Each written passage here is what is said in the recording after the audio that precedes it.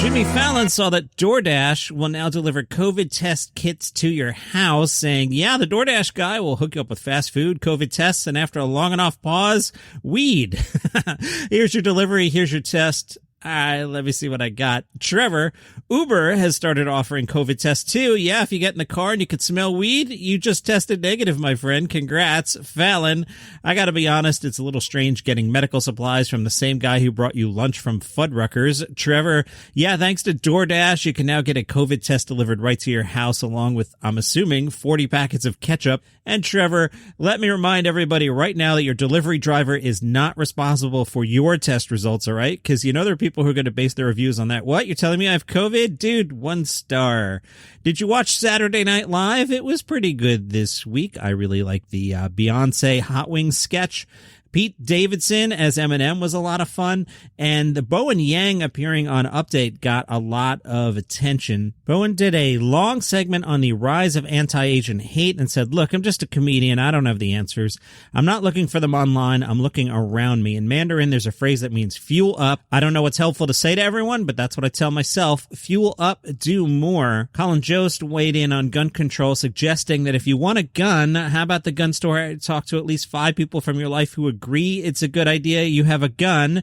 It's not really that much to ask. I mean, you've got to list 3 references on an application to work at Foot Locker. The New York Post wrote, with New York City Comedy Clubs reopening, what jokes are and aren't fair game. Aaron Berg, described as acerbic stand-up Aaron Berg, describes himself as being on the front lines of the anti-woke pushback.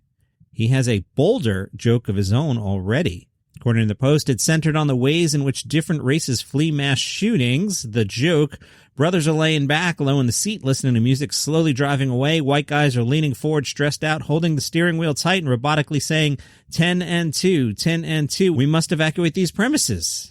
He probably tells it much better than I did. All right. Gilbert Gottfried is also looking forward to the inevitable fallout. He says not just for himself. He says, nowadays, I enjoy watching other people get in trouble. I like to sit back, relax, and see somebody else being destroyed in the public. You may recall Gilbert got in a lot of trouble as comedy returned after 9/11. A joke he made 20 years ago was, I have to leave early tonight. I have a flight to California. I can't get a direct flight. They said I have to stop at the Empire State Building first. Gilbert spoke to Vulture in 2016 and said you could do jokes about the Lincoln assassination and the Titanic and no one says anything because everyone involved is dead and their grandchildren are dead. I actually think it's in worse taste. You're saying, screw all those people who died. I waited for it to become unimportant to us. When I do a joke about September 11th or the Japanese tsunami, what's funny is that it shocks the audience. They're responding to the fact that it's tragic and you're acknowledging it. From Deadline, Comedy Dynamics has struck a deal with Dry Bar Comedy to distribute hundreds of clean comedic titles from their library.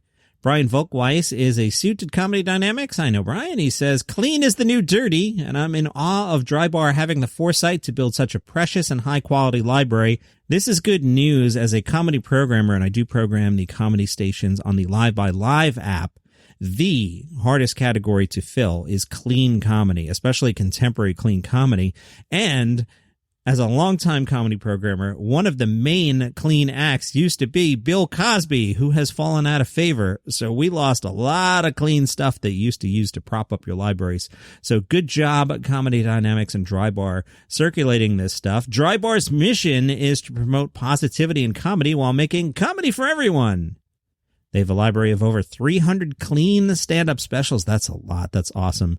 20 of which have been nominated for Grammys. From CrowRiverMedia.com, your home for comedy news, Jermaine Fowler is in talks to star in a movie called The USPS. It's based on the 2020 Black script by Perry Janes. It would follow a character named Michael, whose life is turned upside down when his mother is killed in the line of duty as a postal carrier. Michael discovers that his mother was part of a covert, highly trained spy organization that hides in plain sight, the United States Postal Service. I remembered to bring my phone to the studio today, so that allows me to open up Instagram at Daily Comedy News. I have scrolled down. There's an image that says Top Dog Daily Comedy News, and there's a picture of Dave Chappelle and Richard Pryor as if they are battling each other in some sort of made-up comedy contest. Let's see what people are saying. 1997 Titan 74 says, the King Richard Pryor, without a doubt. Kinda Who a Dog says, looks like I'm going to have to watch some old school Pryor stand-up this week. I'll get back to you later. LOL, you do that, please. Lane Spurka says, Richard Pryor. So Richard Pryor's Ghost out to an early lead. Again, we are trying to determine who is comedy's top dog. Is it Dave Chappelle at the top of his game or Richard Pryor's Ghost at the top of Richard Pryor's game? Instagram at Daily Comedy News. Got a whole bunch of suggestions for you here. All right, Brits, you can stop being mad at me. I watched all of season 1 on back. I found it on IFC On Demand. Now, let me speak for a second to the IFC On Demand executives. I get that I'm watching on demand. I get that you want to monetize your content. No problem. I just did a commercial on my podcast. I get it. But come on, man. They have 3 breaks per show, and I didn't get one proper commercial. I got promos for other things on IFC. I kind of understand that. But what really drove me nuts, IFC executives, is when you interrupted back to play a promo for back. I'm already watching back. You don't need to sell me on it. It would be like me taking a break right now to encourage people to listen to Daily Comedy News. Rant's over. Back, that's the Mitchell and Webb sitcom. It is really good. It has David Mitchell doing David Mitchell things and Robert Webb especially doing what Robert Webb is good at. If you've watched Peep Show, you can almost imagine that the back characters are the same characters from Peep Show, except the narrative doesn't quite work. But David Mitchell does that slow burn thing. Robert Webb does that slightly creepy thing that he does. It's a wonderful show. So back season 1 on IFC On Demand. Make sure you have your phone with you so you can play during those unnecessary commercial breaks that waste a minute of your time.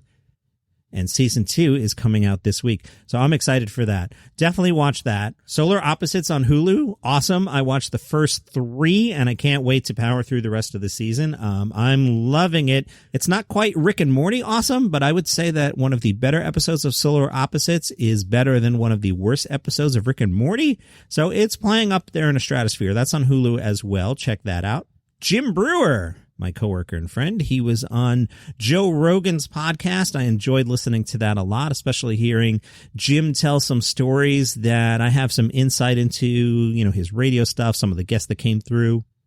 When he started talking about Mr. Hats, I know exactly who he means, and I know how Jim feels about Mr. Hats, so I enjoyed that segment maybe a little more than you might, but there was some inside baseball going on there. That's a really good listen, at least for the first hour. Second hour, you start to get deep into Conspiracy Jim. And since I know Jim, there's always been Conspiracy Jim. But the first hour is a lot of comedy stuff. I really enjoyed that. So that's on Joe Rogan. Russell Peters has a new podcast. I meant to listen to it over the weekend. I downloaded one of the episodes. Didn't get to it yet. It's called Culturally Canceled. Not easy to say if you're a podcast host. It offers comedic takes on topics such as entertainment, sports, and politics. Normally I would hate on that sentence because that says we talk about everything. Peters says he chose the title Culturally Canceled, not easy to say, for his show because he wants to address the cancel culture movement that might take issue with his material. That's what has me interested in this podcast. I like that premise. Russell said, I always look at it like my style of comedy and the things I take on stage and the things I talk about are all in line with what people want to cancel in general. So I wanted to hit it dead on and flip it that way. And as you know, my stand-up comedy deals with a lot of cultural things. I think it's just a nice play with it. The podcast is already out. Russell Peters is secretly a mega star worldwide. He's very popular. He's secretly super popular in the States. I don't think most people know who he is, but he can sell out like the Barclays Arena, which is like a 19,000 seat arena. So he is very popular, but might be off your radar. Russell Peters, Culturally Canceled. Not easy to say. That is your comedy news for today. You can follow the show on Spotify or Apple Podcasts. If you like what I do and you'd like to support the show, buymeacoffee.com/dailycomedynews. Catch you tomorrow.